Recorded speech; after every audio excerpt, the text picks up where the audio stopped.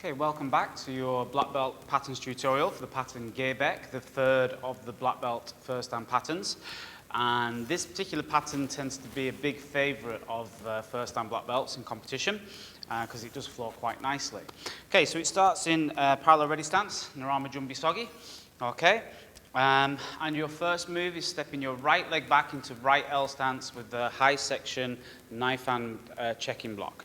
So you can take your right leg back, L stance, checking block, making sure that your front hand is in front, okay? It's a defensive move towards the right 45. Then going to perform a low section twisting kick, land with the front punch, and then a back punch. So with pattern Baek, there's lots of different motions in it. Fast motion, connecting motion, continuous motion, and within the first 7 or 8 moves as well. Okay, so starting again from parallel ready stance. Take your right leg back, Monchao Maki, so knife and Monchao Maki checking block, low section twisting kick, front punch, so it's done in fast motion. So front lift your heel up and then punch. So then stepping backwards, you perform rising block, low block in continuous motion as well and connecting motion. So, okay, and that was done with the sine wave, so it was 2 moves, 1 sine wave, 1 breath with 2 blowouts, okay? So it goes and then no sine wave on the high section double arc hand. Okay? From here, you're going to pull your front foot back into bending ready stance and land to the corner, to the right 45 with a left palm scooping block and punch. And again, that's a connecting motion because you're setting one move up for the next. So it goes, yeah? And then pull it back from underneath and show me a downward back fist strike. From here, you pull your right leg back in line with your left, stepping your left leg forwards to the back with a knife hand guarding block. You then perform a front low section snap kick, landing in a low stance. So low section snap kick, landing in a low stance with a high section flat fingertip thrust. Okay, so to the eyes. Then perform another high section flat fingertip thrust, still in low stance. From here, you're going to perform the side kick, a side piercing kick, but you grab your hand as you start the technique, you grab your hand. Ready? So from here, facing the back, you will grab your hand as you start the technique and pull both hands back to your belt as you perform the side piercing kick.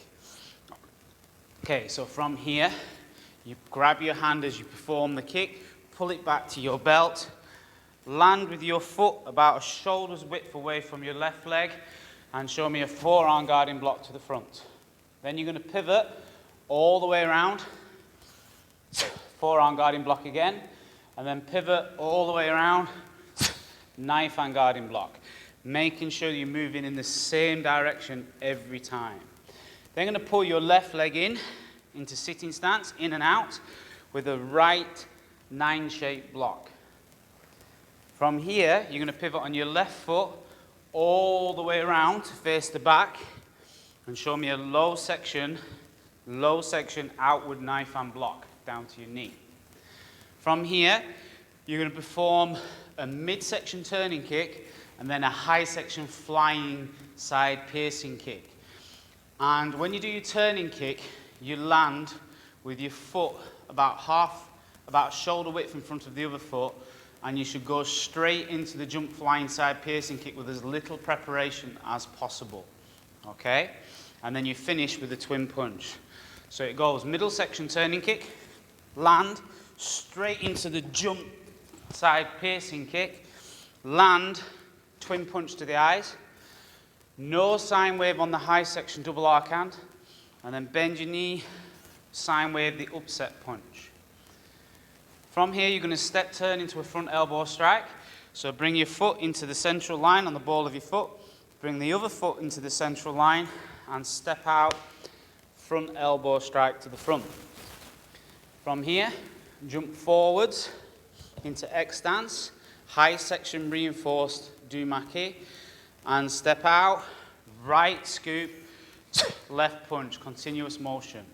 So connecting continuous. So you catch, Okay, so it's a connecting motion. One move sets up the next. And then from underneath, show me a downward back fist strike. Then you're going to pivot on your right foot all the way to the back, high section, reverse knife hand front strike to the front.